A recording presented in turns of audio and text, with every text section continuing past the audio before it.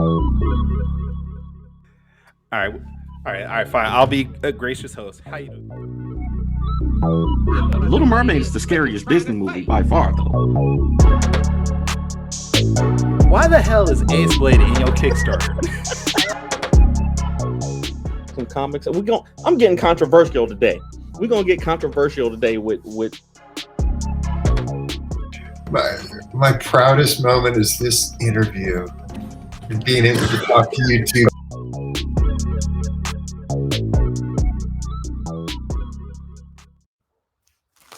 Ladies and gentlemen, boys and girls, children of all ages, Taurus Comics, in collaboration with Fourth Wall Productions, respectfully brings to you the 116th episode of the Four Tales podcast.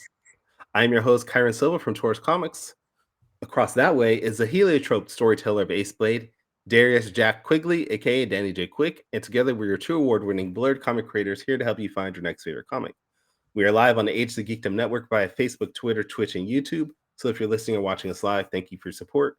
But don't forget to like, subscribe, share, and review this podcast because all your positive reviews and interactions help us reach a bigger audience. Darius, what's going on, man?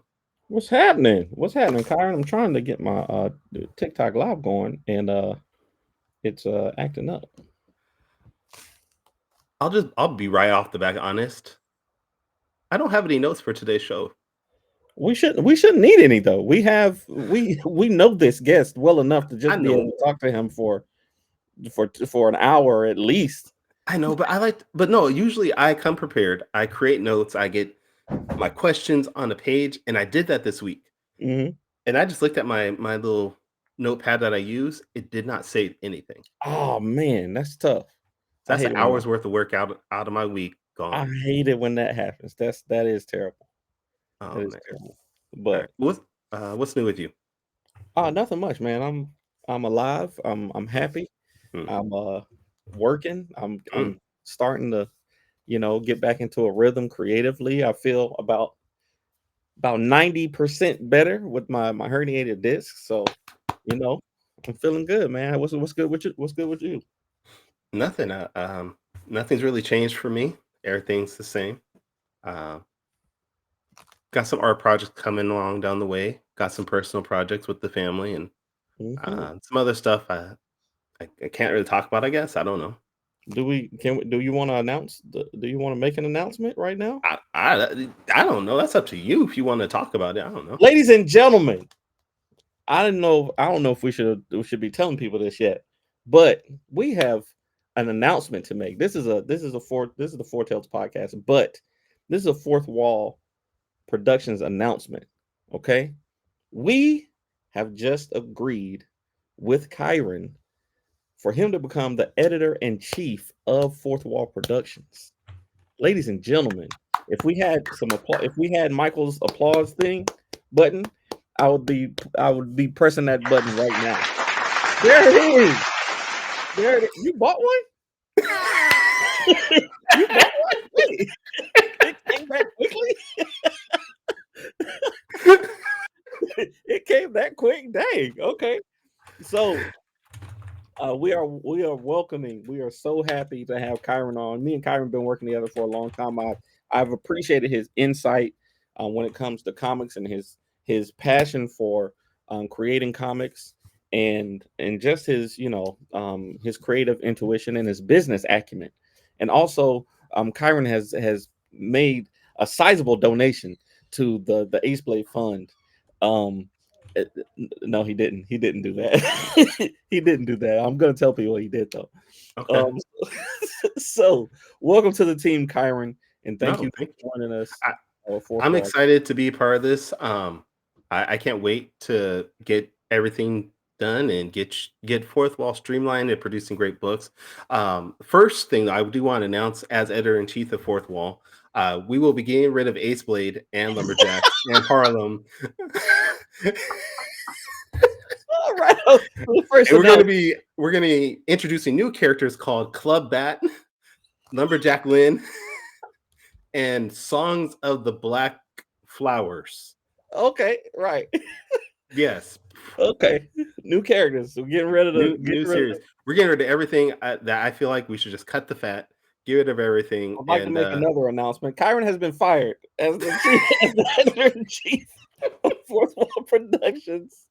It was a swift hiring and firing, but we were happy to have him while he was around. Thanks. No, man, I'm so happy to have you. On the officially a part of the team, man. We've been working together and leaning on each other for a long time with these creative endeavors. So just happy to make it official, I guess you'll say. Thank you. I appreciate it. Now we're gonna have some fun. We're gonna keep producing great books, and hopefully we can get them out in a regular schedule for you guys to enjoy them and get more things out to you. Because that's the biggest thing is getting more books out to you as much as possible before Danny goes into financial debt. That's all it is. And maybe further into financial debt. Yes. Further into financial debt, yes. But we have a great guest that we can maybe pick his brain about things like this because he's been making moves for a few years. Yes. I got the chance to meet this man 3 months ago. You got to meet him in person, face to face. I was highly intimidated because he was so swole looking, and I was like, "Damn, he gonna kick my ass if I say anything wrong." So, but we got the legendary Brian Lambert from Wingless Comics on. Brian, so we starting with half lies, half truths. That's what we're doing now. I look intimidating. Come on, man. I'm a teddy bear, bro. What are you talking about? And I'm short, bro. Yeah, hey, you're still taller than me. Might be short, it wasn't by a lot, but you're still taller than me. Nah, man. One, I want to say congratulations. Two, I want to say, Danny, I'm pissed. Because how dare you not tell me, man? Like this is stuff that I should know and be able to celebrate early with y'all, man. Like that's a little scandalous. So I know I've been doing better about keeping stuff closer to the chest. I haven't been. I'm part of the team. That's true. That's true. That's true. So the second announcement as part of editor-in-chief is we want to say goodbye to Brian. No. There can only be two short dudes in the group. I'm sorry, man. right. I'm terrible. Well, shit, well, how was Danny there then? No, I'm 6 foot. You 6 foot minus 2.5 inches. No, I'm legit 6 foot tall. Legit. Yeah. I will put you and Kev on stage back to back and see the truth. Because I want to destroy the universe if y'all are both the same person. No, you should see my daughters. Both of my daughters are like 5'11" already, and they're just 16 and 18 now. So it's ridiculous. Man, I hate that both of your daughters are taller than me. Right. I prayed for two things my entire life, bro.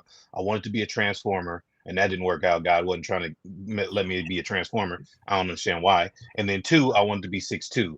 I didn't get neither one of them, bro. Like, how fair is that? God knows to cap you off at a certain thing. You can have the muscles. You can be handsome. You can grow a full beard. You got a full beard, man. That's the thing.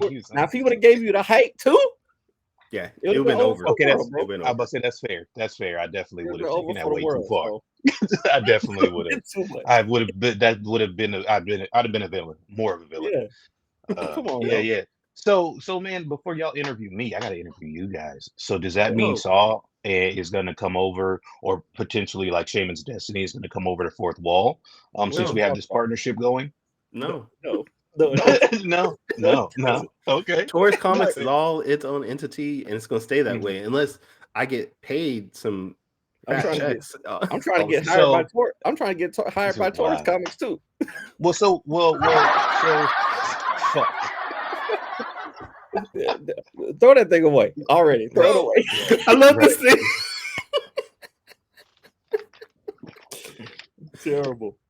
Yeah. So, well, I mean, I know people do like joint publishing deals. I have one with Lawrence King of Constant Hustle. So while Constant Hustle Comics is its own entity and Avery is its own entity, and The Last Line is its own entity, they are also part of the Wingless Comics universe, narratively and things like that. So I was just wondering if we were going to see some narrative kind of, not crossovers necessarily, but like, I mean, you have like the Club Bat that, you know what I mean? Like we've seen some little Easter egg. So I wonder if they're going to abound or not. I didn't get paid for Club Bat either, but you know. You're not going to get paid for it. That's my original creation. Nothing out there is like Club Bat.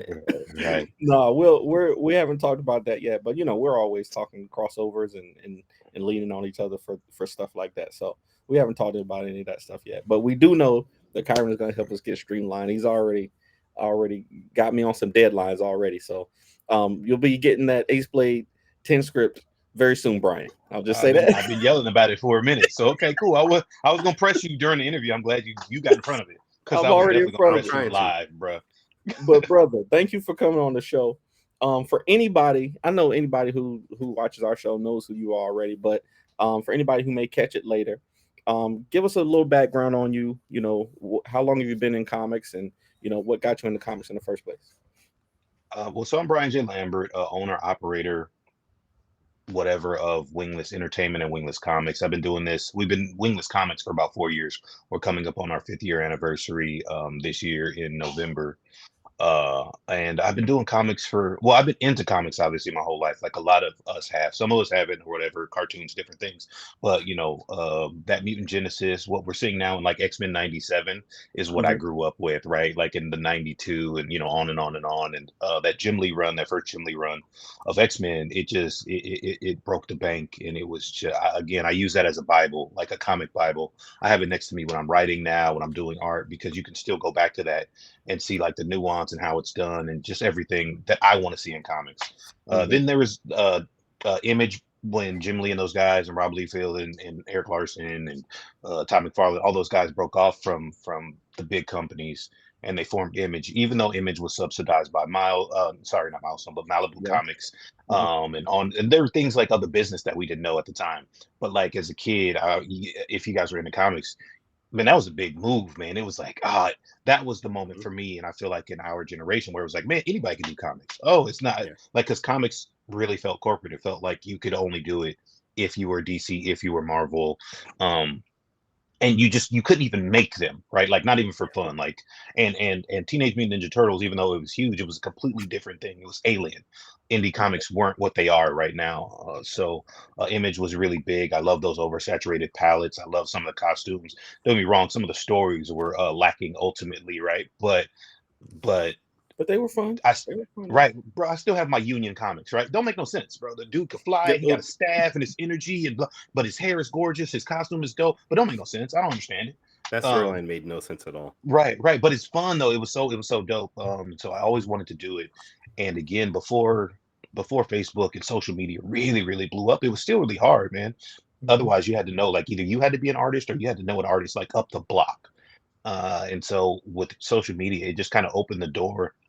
And I wrote my first novel back in 2017, or I published my first novel back in 2017, called Ascension, the Crucian Saga, Book 1. And it was a fantasy thing. I've always wanted to be into like fantasy. I love Arthurian legend. And so it was like knights and lords and ladies and this whole deal. And I started getting into these communities on Facebook that were about fantasy and about comics and about all these other things. And honestly, man, one of the first people I met was a dude named Chris Williams.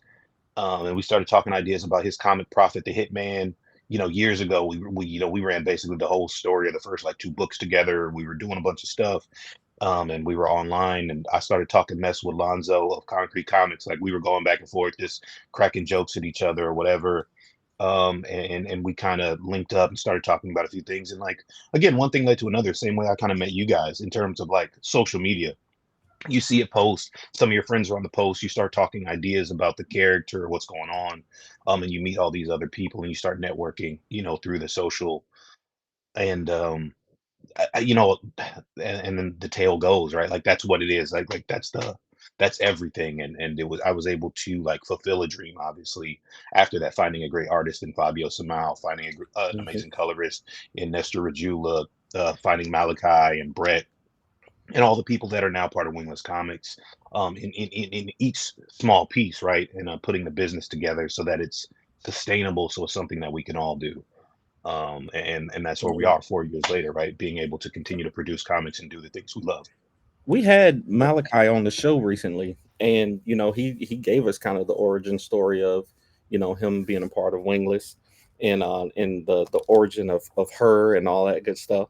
But I wonder, like you just brought up like being online and things like that. Do you prefer to network online or in person, or is it just a matter of what's happening at the time? I think it's a little mix of both. I think sometimes online is a little bit easier. Only in that, who cares if somebody doesn't answer your message, right? But it's kind of heartbreaking if you're trying to talk to somebody and they kind of just shoo you away. There's also like the fandom of being in person, right? If you're at a con, again, if we're peers, that's different, right? And you're talking to a group of peers, but you're at these cons and some of these guys have been in the business 30, 40 years or whatever, or they think they're better, or you think you're better. You know what I mean? There's like a lot that kind of goes into it that you have to balance. And I've been fortunate with someone like Malachi, right? I don't necessarily consider that networking, even though it was, right? Again, we got on, it was X-Men posts. He said something and it was storm, storm, storm. And I was like, man, whatever. Like, right. And we're going back and forth and making Wait, jokes. Malachi likes Storm? What? Right. I didn't even know Surprising that. to hear, right? Surprising. You would never think, you would never guess it. But yeah, it was easier to kind of, I will say, social media is easier to kind of get into the mind of a storyteller sometimes based on how people structure an argument, right? If we're talking about things and you structure an argument a certain way, I may be able to evaluate that. It's like, oh man, this guy's a good storyteller. But I remember the reason that Malachi and I, for me, that it worked is because he was so passionate about what he was talking about. And I'm big on support. Like I'm a super backer on Kickstarter because I support. Even if I can't read every book that I get, I want to support people if I have the opportunity because it means a lot. And Malachi was the same way. He wasn't on Kickstarter at the time, but he had his book and I was like, oh, where is it? You know, oh, oh, $15, what, $20, whatever it was, right? Amazon. Okay, cool. I got it. And I started reading it. And he had a very poetic, a very flowy way of telling the stories that he wanted to tell. Also, he's an encyclopedia in terms of like X-Men book knowledge, like being able to go, oh yeah, X-Men 302, they did, you know what I mean? And that's not my thing. So that led me to admire that about him, right? And to admire his ability to recall that stuff and to make it make sense in a current format. Whether or not I agree with him on every point, right? Like his ability to transfer that knowledge was amazing. And that was something that I knew Wingless Comics needed, right? And that's at the very beginning when Wingless Comics was just me. And Malachi was the first person I brought on board. And so those kinds of things I think are awesome. And I do prefer that over some of the networking in person, because some of the networking in person is really just handling, excuse me, and I don't really have time for that, to be honest. I understand that. No I problem. understand that. I think there's pros and cons to both. Of course, you might be dealing with a facade in person, but you might be dealing with a facade online too. You just never know until you. I think it's all about doing the work of maintaining communications and getting to know people. Because once you get past that, the mask that they have on, you can really know what kind of person you're working with, and you just got to be consistent to get there. So artists adding artists to the credits. I'm not going to tell people what you showed me in my inbox the other day, but Wait, I've been seeing that you've been. I've been seeing that you've been posting posting like that. I've been seeing that you've been posting colors. You've been posting more color work, and it's it's just great to see, man, and I love it. Thank you, for thank you, sure. thank you, thank you. Thank So you. Hey, I just sent something to our little chat. It's something I'm working on right now too. That's only like about a third finished, but I just sent that in there. Can I sent that share to what you just sent or what? yeah. I sent it to the editor in chief of Fourth Wall because I'd like a coloring gig. I've asked for one for a couple of years now. And we're gonna make it happen. We're gonna make it happen. Somebody here is a hater. Looking at this, who's this a hater? All right, this one. All right, let's see what it is. Let's see what it is. Looking at this, we about to make it happen, man. Yeah.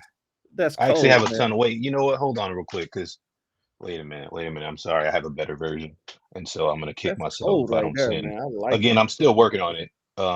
Said he had a better version. Let me take that down real quick. Yeah, hold on. I saw it. I got embarrassed. I was like, wait a minute. I can do better. Wait a minute. Hold on. Give me 1 second here. Man, it's beautiful work, man. Like I said, I've been seeing the progress, man, and just being a jack of all trades, man. Just writing, publishing, networking, putting together, groups and stuff like that, and now drawing and coloring and all kinds of stuff. And then you still find time to go to Disneyland. How? Where do you get the time? he I lives right don't know next to where the it. time comes from. Man, nah, man, I'm an hour. I'm a good hour and a half. But now I'm But far that's an closer hour than and a you half are. of LA traffic. LA That's traffic. LA You're traffic. fair. Yeah, you're right. So that's No, I like mean, like that's like that hour and a 15 half is just miles. like Like 2 miles in LA. right. It's just right down the block. I should walk that's there. It's terrible. faster. Yeah. That's great. That's actually really great stuff. Man. Oh Yeah. man, the highlights. Yeah, I like it. Yeah. So yeah, I got Progress. like a lot more work I got to do, but I'll finish it probably today. So I feel like the coloring stuff is that's something that I found that was fun. It's very soothing. I feel like coloring is very soothing. And I feel Mhm. like it's easier to learn. Obviously, this is what programs do and computers, et cetera, et cetera. They kind of not speed up the process, right?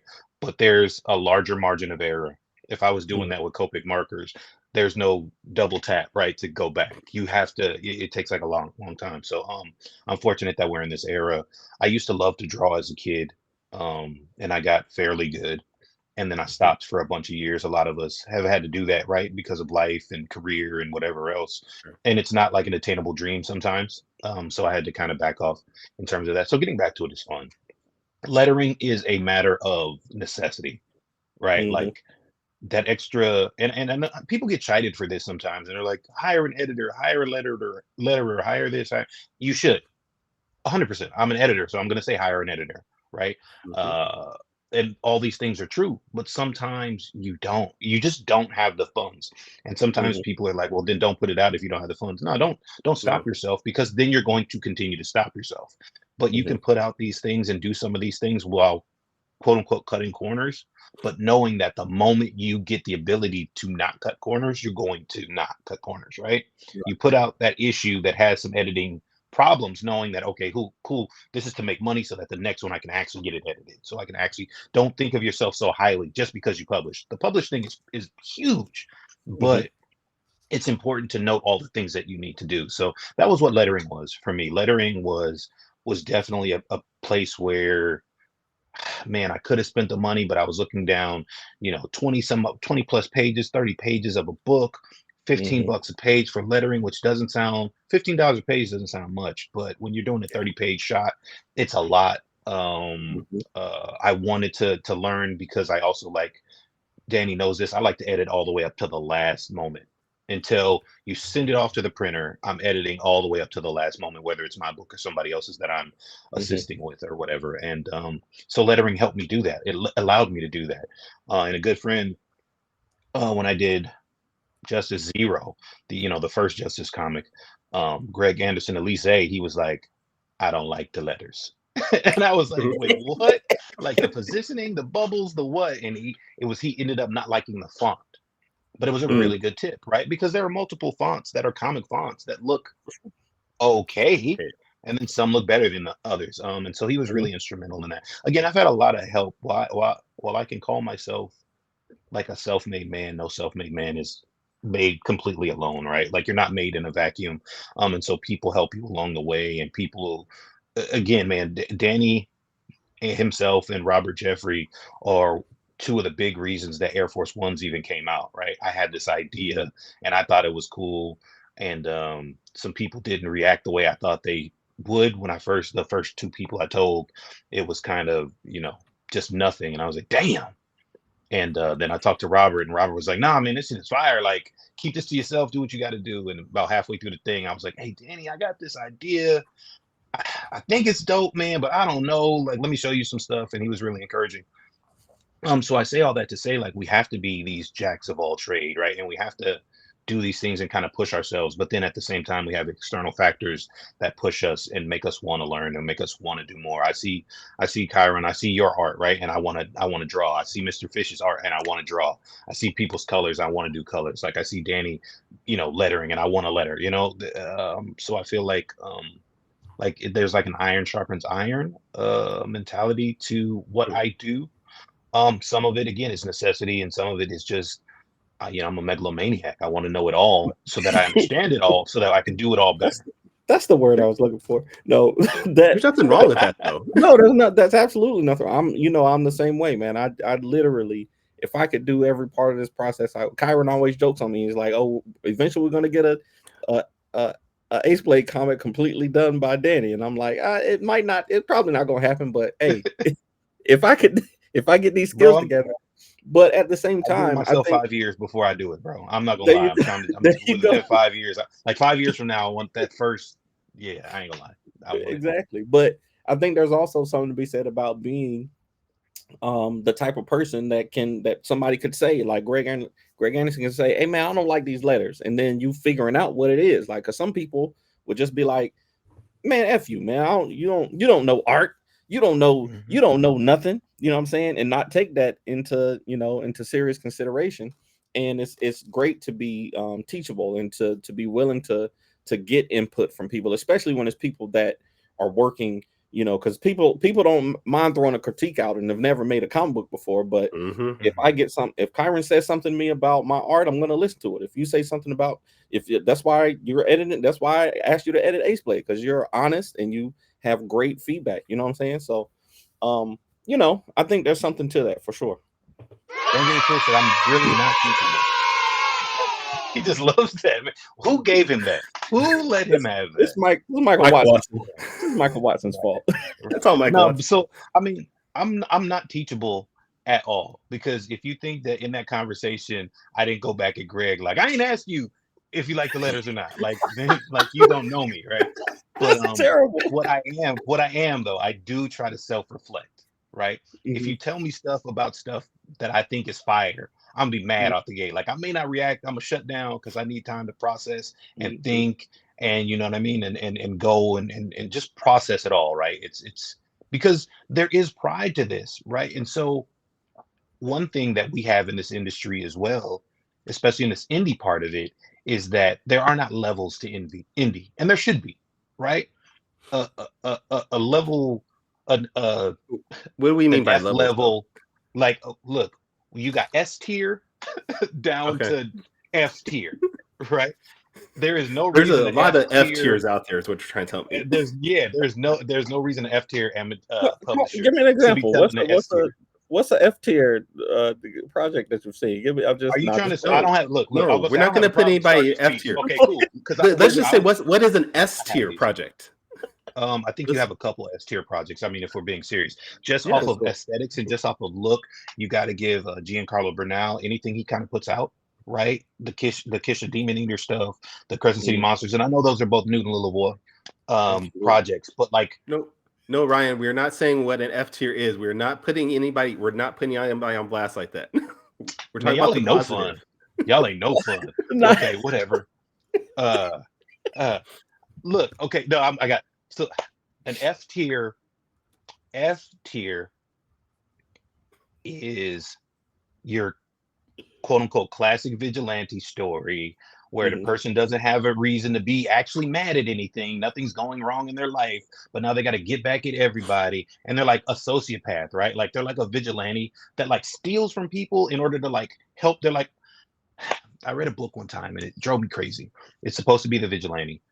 He's supposed to be the good guy, and his friend is getting attacked. Okay, cool. So you want to go help your friend, but then he steals like a car from somebody to go help his friend, and then gets mad at the dude who just got his car stolen.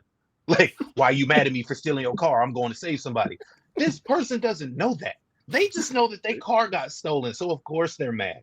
You get a lot of Deadpool. With the rise of Deadpool and how Deadpool is portrayed now, right? Because I can go back to the original where he was fighting Cable and he was a merc, blah, blah, blah, blah, blah. And he was a definitely a bad guy. Sure. You get a lot of characters now that are... Terrible. Nice. Wow. They won't let you live, Danny. You get not lying, characters though. Now he's not lying. He's trying to ask a question, that's all.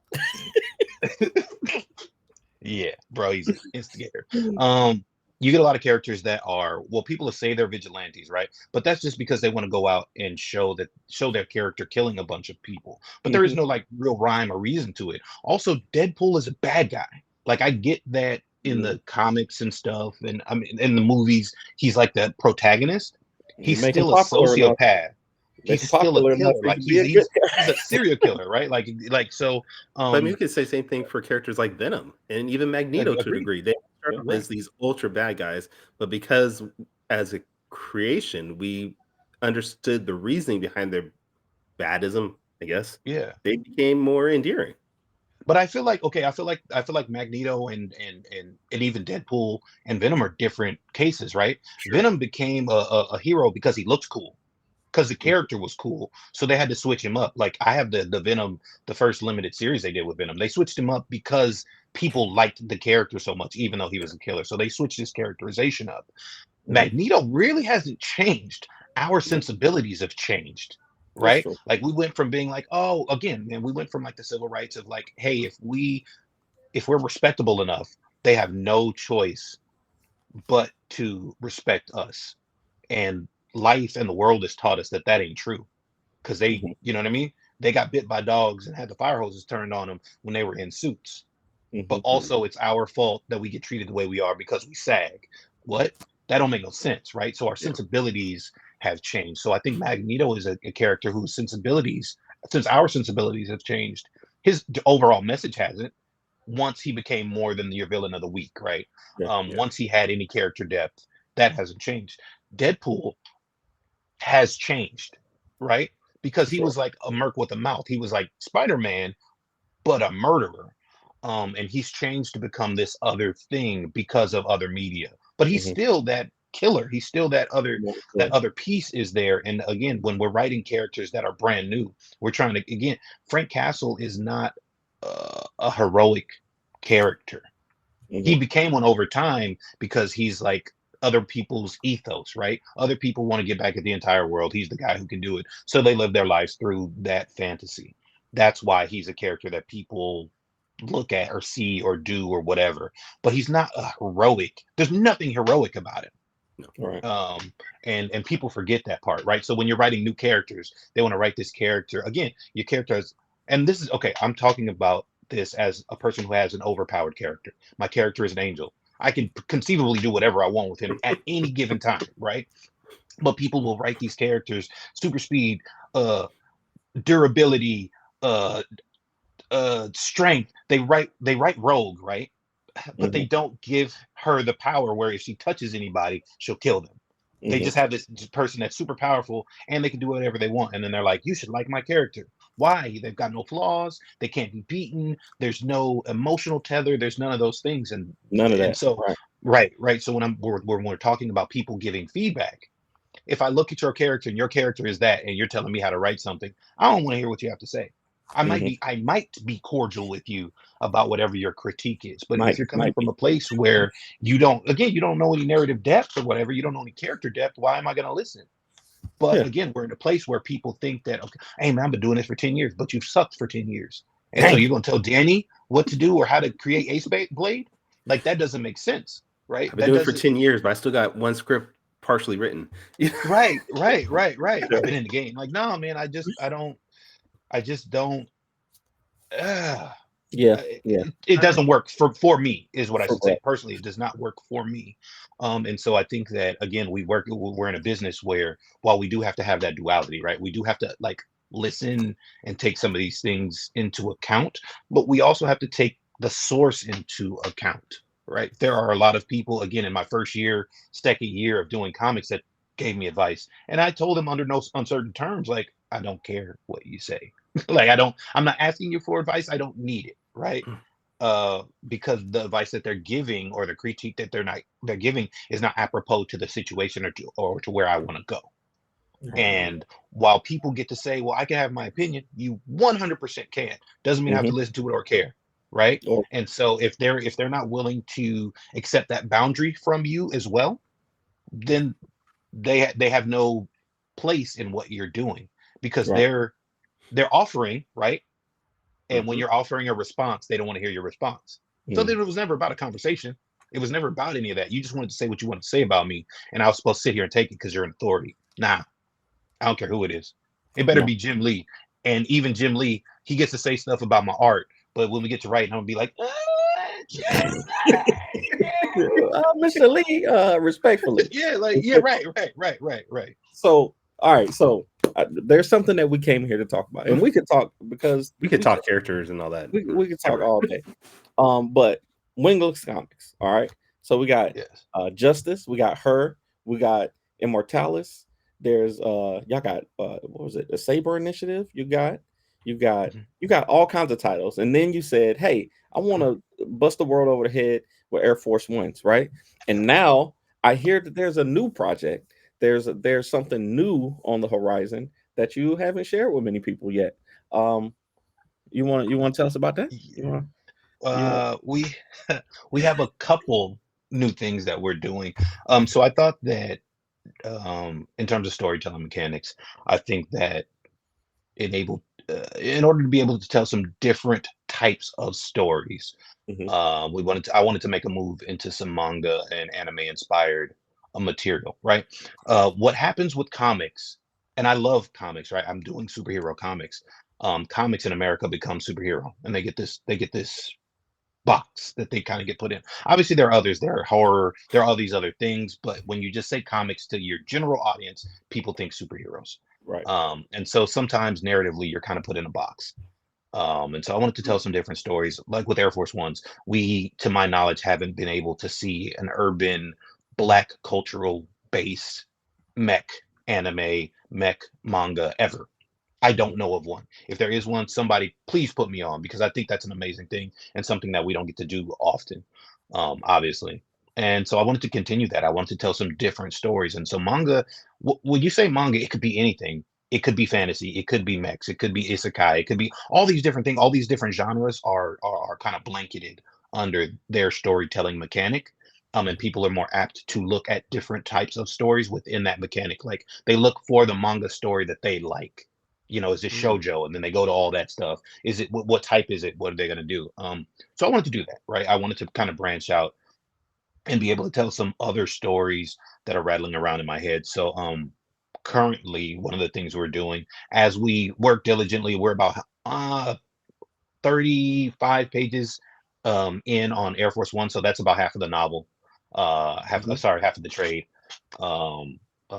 We're halfway done, so we should give us another 2-3 months. We'll be done, and we can get that out to everybody. So while we're diligently working on that and the packaging and the toys and all of that stuff, we're expanding the One's universe. I'm expanding the One's universe. There's something I've always wanted to do, and I'm a big fan of what the Wachowskis did with the Speed Racer movie. I thought it was amazing.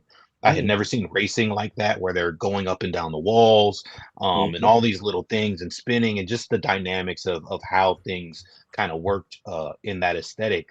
I was like, but what about Black people? And so, spinning out of what I'm calling the One's universe. He wakes up we're like that going too. to launch. What What about Black people? Well, first, I have to say Grand Rising to myself. I get up, Grand Rising, and then I'm like, what about Black people, right? Like, I look at my picture of Umar on the wall, Dr. Umar, and I'm like, Dr. Umar, what about Black people today? What can we? No. Hilarious. But so I thought about like that, right? Again, and these are genres that we're not necessarily like. Okay, if you look at NASCAR right now, if you look at IndyCar right now, you can count the number of Black drivers on your hand, for both. And it's not that we don't love racing and we don't love cars and we don't love all this stuff. So I was like, again, what would it be like if there was a driver or a circuit of racing in the One's universe? What would that look like? What kind of gladiatorial combat would that encompass, et cetera, et cetera, et cetera? And what would that feel like? So again, this is the premiere. This is even, I don't even know if Malachi knows the whole thing about it. This is something that I've been keeping close to the vest just for myself, but we're going to be releasing in the near future something called Formula Ones. And like I said, it goes off of the One's universe. I didn't put it together that it was in the One's universe until you just said that. So yeah. So it's going to be a racing manga. Again, I love Initial D and some of these other ones, right, that have already done it. I'm not. I love Speed Racer, bro. Like, you know what I mean? Like, this is not. I'm not creating something new, right? I'm not creating the world. I am not. But I'm also not retreading. I think that it's important that when we talk about, again, woke, quote unquote, DEI, these are really hotly debated topics. And I think some of the things get lost in somebody will put something out and they're like, you gotta like it because it's black. Well, don't get me wrong. Give me your money if that's the case. If you just like, oh man, I want to back Brian because he's black, go ahead and give me your money. Yes, I will take it 100%. But I also think that it's very important when we're talking about diversity and inclusion and we're doing these things that we are actually telling the stories from our perspective. A lot of people get mad at what they call like race swapping characters and on and on and on. I don't have a problem with it if that character is bringing a new perspective. Jon Stewart had a very different perspective of the world than Hal Jordan. That's super important. Just like Miles Morales had a different perspective than Peter Parker. Just like Virgil Hawkins had a different perspective than the Peter Parker at the time, right? Milestone and all those guys. Look, Icon is Superman. I don't care what nobody else says, right? Stop it. He comes from a planet, he comes down to the thing, he does stuff, whatever. Superman, right? So stop trying to make it like it's different. He's a Superman archetype. He comes down, it's the same thing. But their perspectives are different. And one thing that has always been a sticking point to me is anytime you put Superman in a historical context where the majority or Caucasian people, white people, whatever, are in a place where they're downtrodden or they're subservient, if Superman is in that context, he's able to free them. He's able to do something to change the tide. Icon was never given that, right? We were never given that part. Yes, there is some historical context to that, right? But then why put him there? If the historical context is black people could have a Superman, but that Superman can't save them for whatever stupid reason you make up, don't put that person in there. Didn't he like basically just live his entire life in hiding of everything? Yeah, there are two different, like the older version is like, yeah, I was just a slave, and then I was like my slave's son, and then I was like my slave's son. Like, it doesn't make any sense, right? So you just stood there while watching everybody go through all that. Right. And then the newest incarnation is, they basically almost killed him, and then so he had to go in. There's always a MacGuffin. There's always a reason, right? Yeah. And again, there's historical context to it, but it doesn't help if you give us a Superman that's impotent, which is what he was. Oh yeah, he killed Jefferson Davis, but then they replaced him with a lookalike a day later. Well, then he didn't kill Jefferson Davis, did he? He didn't kill the revolution. He didn't kill the Confederacy. I say all that to say that it's important to not only have these characters, but have them be significant and have them be significant to the way that we see and have to move in the world. That's one of the things with Justice. Now, I realize that Justice can come off. Some people may see that because he's got wings and there's a cross on the cover. Well, one, that's angel iconography, right? So it's stupid if I don't use that. But Justice is not a religious story. It's not a story to convert people. This Justice is a story of a black man's struggle, right? And not understanding something, having to be on guard, a fish out of water, someone who's never been exposed to this, and you come down and just because you look a certain way, people treat you certain ways.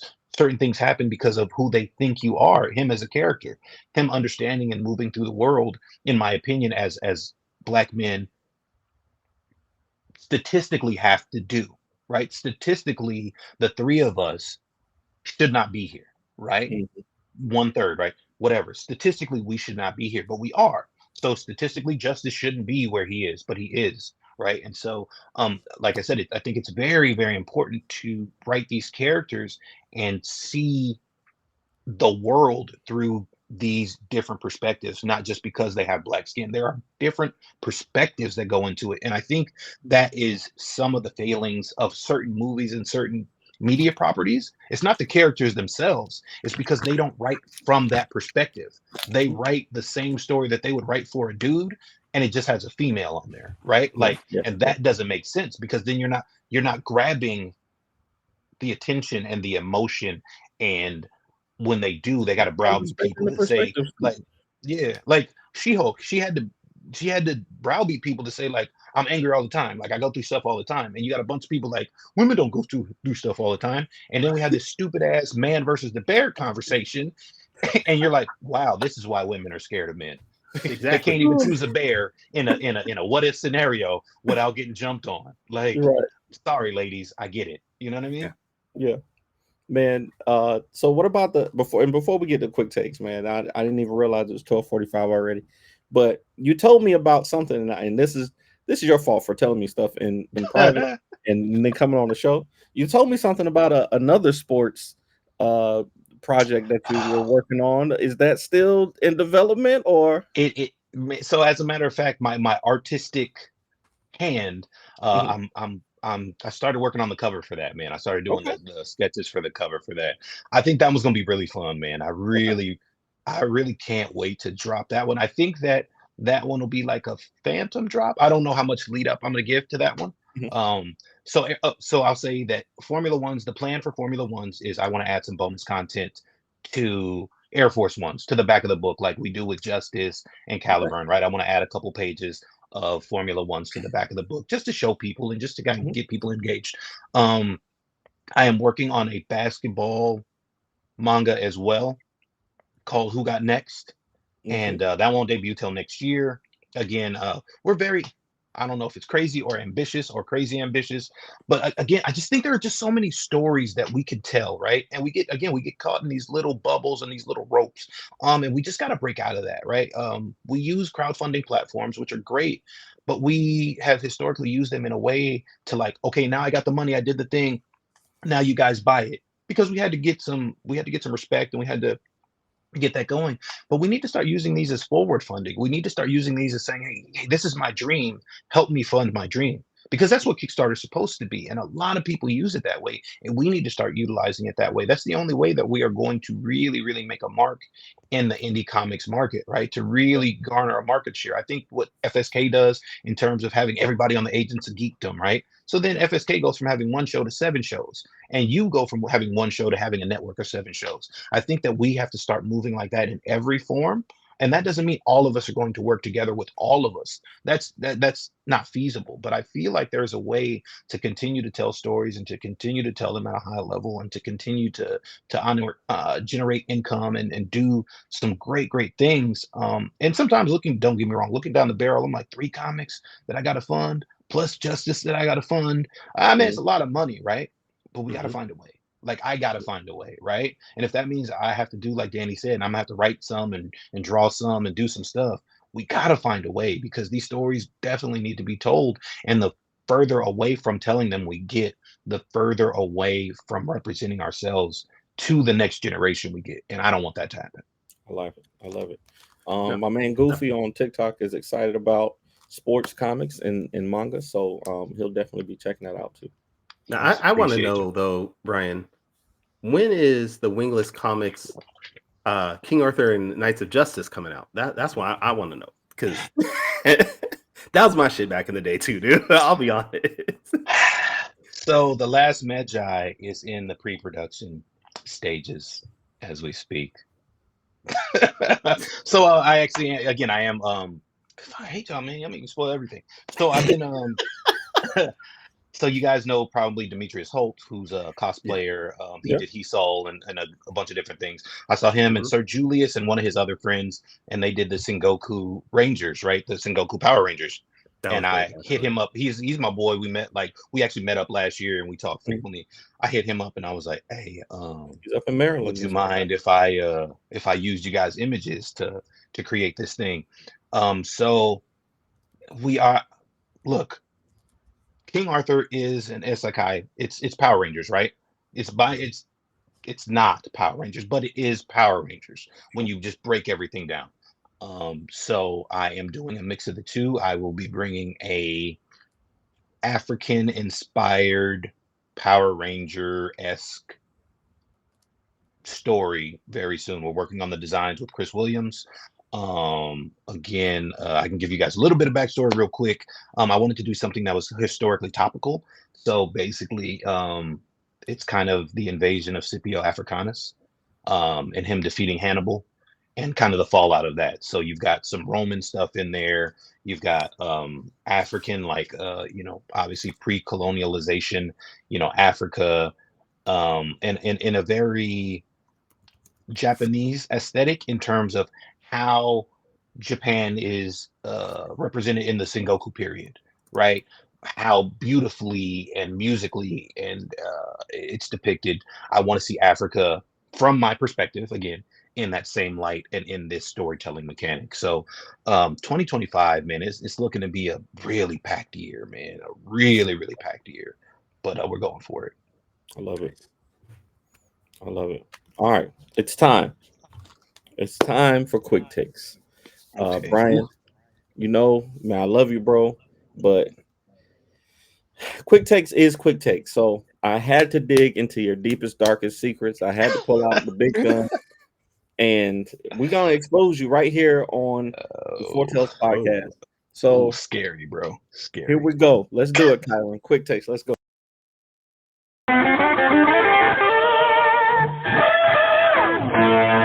Quick takes. The way you say you're gonna expose him is just scary, dude. Right. Who signs up for this? Right here on the show live. Quick takes, man. I've been digging into your past. I got the photos from the secret parties you went to. And hey. I ain't gonna say was he at Freaknik too? Don't. Come on, man. Come on. No. Quick takes is just a rapid fire Q&A session with our special guest to let people get to know him a little bit better. So we got 5 questions. You got 45 seconds each to answer them off the top of your head. And here we go. Brian, you and I both attended Full Sail University. You graduated. I did not, but I did learn a lot there. But we also talk a lot about the things that we learned and experiences that we have in real life. So I want to know, to you, what type of education is more important, a traditional education or real life experience? I think they're both equally important. I think that traditional educational experience will help you if you're unfocused. If you are focused, it doesn't matter. You can do what you got to do. 80 G's later, my degree does not necessarily help me make 80 G's a year or upwards or whatever. I've done that through practical application. But I think that had I not been in Roland Mann's comic creation class at Full Sail University, I'm not sure that I would actually be doing comics. That's when I figured out, man, I can do comics with the knowledge I have. Like, I know where things should be and how they should be written. So I think they're equally important.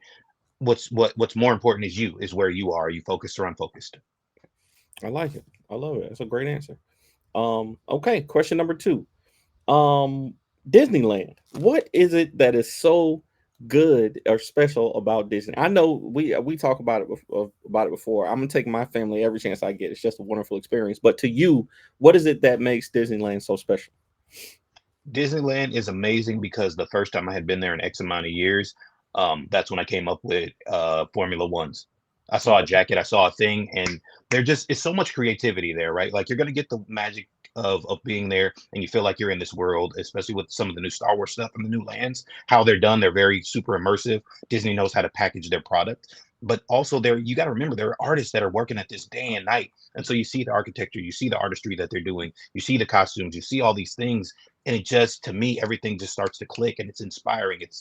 Disneyland is like going to a museum. I mean, it's more like a really expensive mall, but it's like a museum in terms of you looking at other art pieces and getting inspired yourself by that. And I love that part. Also, you can just be what you want to be at that point. You don't have to be hard for the world. Yeah, I'm down with it. Karen, you ever been to Disneyland? Pause, dude. Yeah, I've been to Disneyland.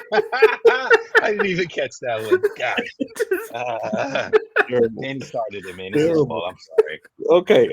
Yeah, I've been to Disneyland a couple years ago, actually. Okay. All right. Question number 3. For the world, dude. Just for the world.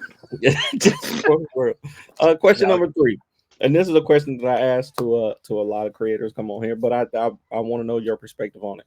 So, in your opinion and in your experience, what are the best parts of creating, and what are the worst parts of creating? Ooh, creating. The best parts of creating are getting it out there, right? But the worst part of creating is getting it out there. Imposter syndrome is real. Fear of failure is real, like all these other things that you get going. And sometimes once you start creating, it's hard to stop creating, which means you lose focus on what you started. And that's difficult. How focused are you? I love creating many forms, many different things, but at the same time, that also burns you out sometimes. Sometimes you don't know why you're tired, but it's because you were up till 2 o'clock in the morning writing something, or it was just on your mind the entire day. So creating is amazing. Getting critiqued by F tier peers is sucks. I hate that about creating. F tier peers. I love it. Okay, so you already answered this one a little bit in the last thing that we talked about with collaborations and things like that. But in 45 seconds, I want you to tell us what do you think the indie space needs to do to level up indie creators? Ignore the the indie creators really need to hold indie creators accountable. And there's, I mean, again, you can't really put people in that system, but there needs to be a system. Everybody's not valid. If I'm talking about astrophysics with an astrophysicist, my opinion don't matter. So there are certain people, again, if you're not a writer talking Can you to a go writer tell about that to what they like should half do, the people on YouTube? that's what I'm saying. Right. Earth is flat. No, it's not, bro. Like they told you. And so that's the thing, right? There should be a difference between indie and amateur, and we don't have that difference right now, right? And we should have that difference. There should be a difference between indie and amateur. If you're putting out a product that looks like all the majors, but it just doesn't have the money backing, then you're indie. If you're not doing that, you're amateur, and there needs to be a difference. Mm. That's Indie and amateur. I love it. Okay. Now this might be a little tough, but it might be easy. You might already have this list in your head, but you know, every time we do one of these quick takes, we end it with the top 5 list. And your top 5 list, sir, as a fan of Star Wars, I know you love Star Wars. I was thinking, should I do top 5 Jedi, top 5 Sith? But I just want to know your top 5 Force users. So this can be Jedi, Sith, or anybody. So top 5 Force users, 5 to, or you know, you can do it in any order you want. Okay. Well, I gotta say Luke Skywalker, right off the rip. But I mean Luke Skywalker from the expanded universe. I don't necessarily like how they did him in the sequels, but when you see him on the Mandalorian, bro, and he does his thing in the Mandalorian, straight fire. Obi-Wan is also on the list. He was not always, but man, he's come up so much. Darth Vader, of course, amazing. Darth Revan, man, first one with a Mando helmet and 2 different lightsabers. The purple. And my boy from Force Unleashed, I forget his name. From the games? Yeah, from the game, right? He was because you got to be him. That was the first time you really got to unleash the Force.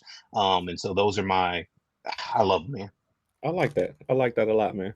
That's I'm a new Star Wars fan. You know, I love lightsabers and I love the lore and stuff like that, but I'm not as into the story as a lot of people. So but I love your passion for Star Wars and all things the Force, man. So solid list, man. Solid list. I feel like there should be what about the black people in that list? I don't know why. What you mean? You mean the black person? It's like 2 of them, bro.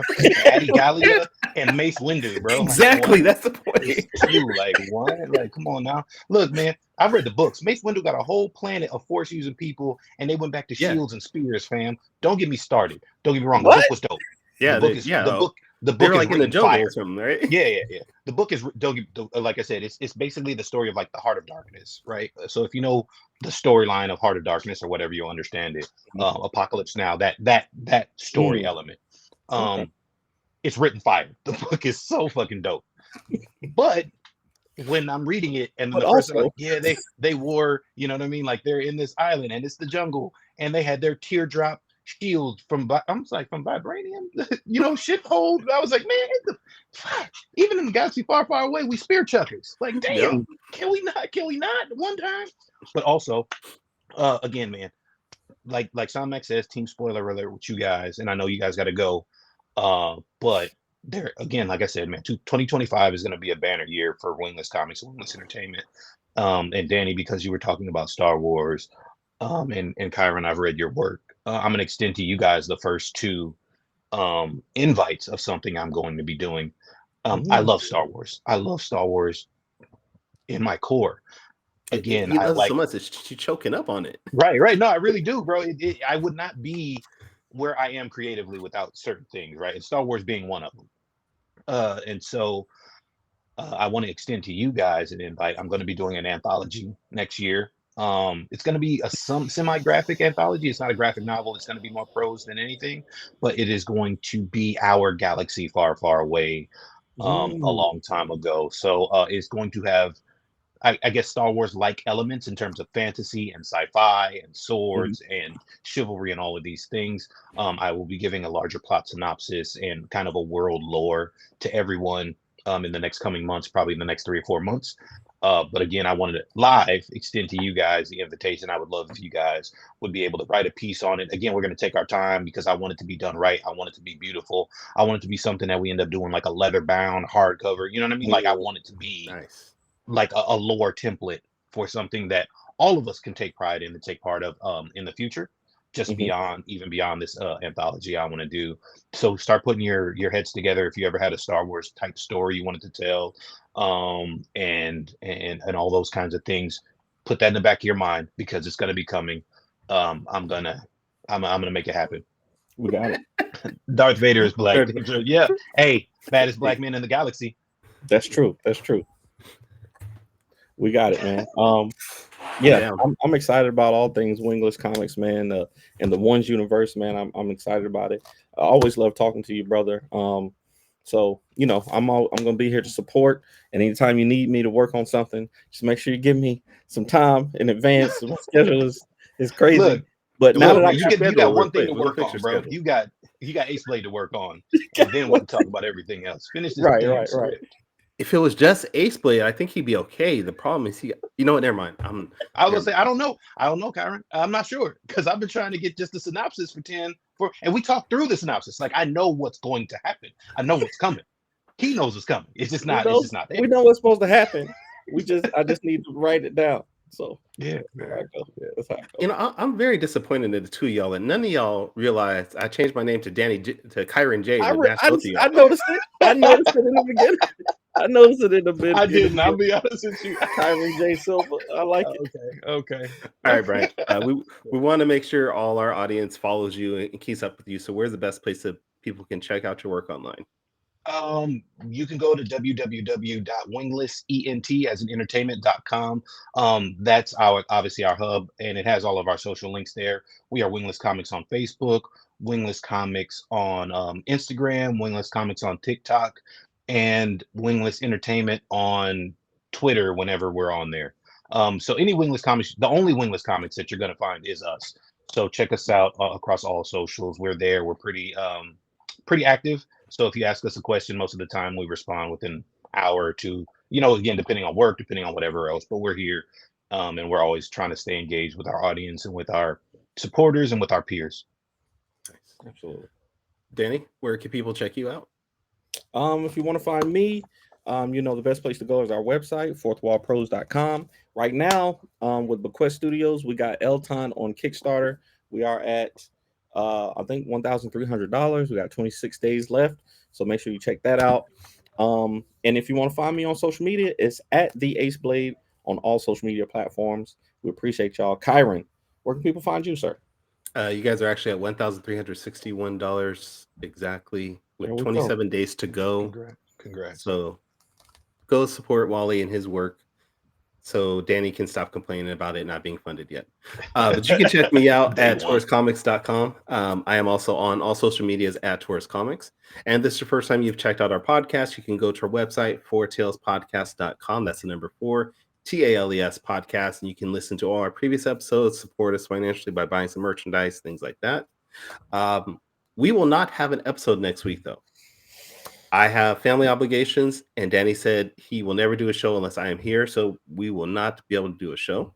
2 weeks. Next 2 weeks. 13 days, because our next show will not be until Friday. Oh, that's right, yeah. Because we have the man himself that we just talked about, Wally McNair, talking about his book, Elton. But it's going to be on Friday I had this up just now, and I took it out. Friday the 7th. At 5 p.m. Pacific, 8 p.m. Eastern. So totally different day, totally different time. So I don't know, because we're not going to be on the Age of Geekdom Network, because that's the time for 5-Star Fridays. Oh, man, that's right. Because they're going to 2 hours that week. Oh, yeah. We'll figure it out. But you'll find us some way by searching Four Tales Podcast. But until next time, everybody, sayonara, goodbye, and please take care of yourselves. I